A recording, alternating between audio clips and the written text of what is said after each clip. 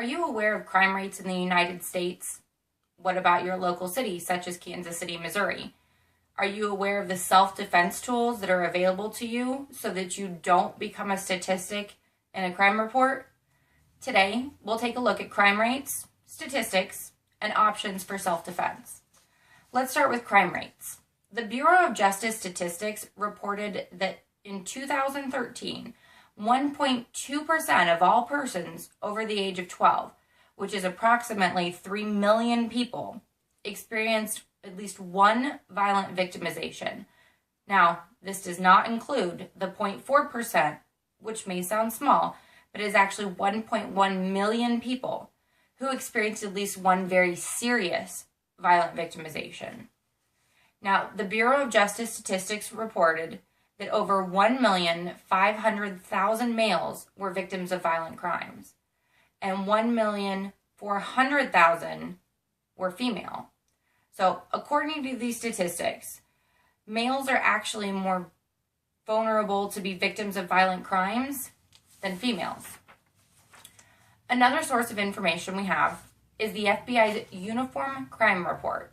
Now, according to this report, there were 12,253 murders in the United States during 2013. Over 1,600 of these murders were committed by family members, such as wives, husbands, brothers, sisters, sons, and daughters.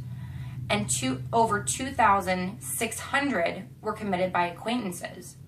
So, looking at these statistics, you as a person are more likely to be murdered by an acquaintance or someone you're not that familiar with than by someone close to you in your family.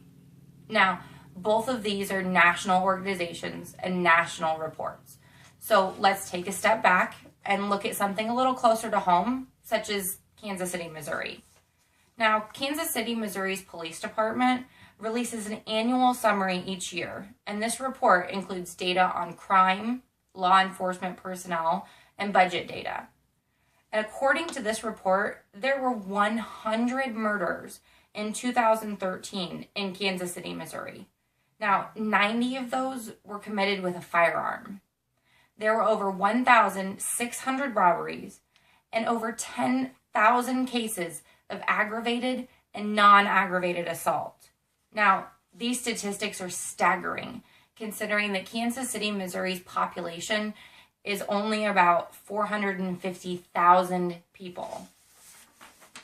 Now, thinking of these statistics, did you know that the average response time of a Kansas City, Missouri police officer is 8.6 minutes, according to their annual report?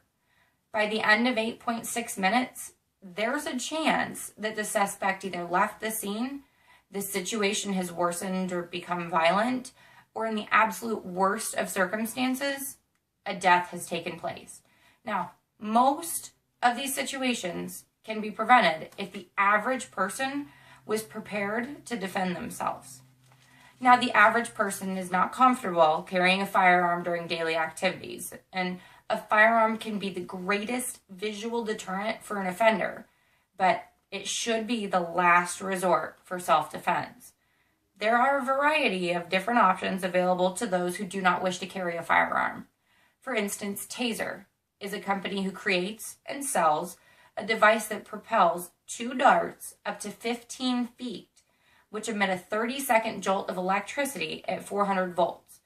Now, this is enough to stun an offender so that you can escape, find safety, and get help. Pepper spray, or more commonly known as mace, is also a very valid option for self-defense. And these devices can be found at your average store, such as Walmart or Dick's Sporting Goods. They offer a range of 8 to 12 feet of spray and are capable of disabling an offender for long enough so that you can get away, get to safety, and get help. The last option we'll look at is a stun gun. Now, this product is similar to taser guns, but they're without the propelled probes.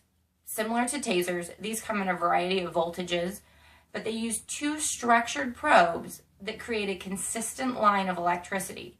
And when it comes into contact with a person, it causes a jolt of electricity to course through the human body, and this is enough to disable them so that you can get away.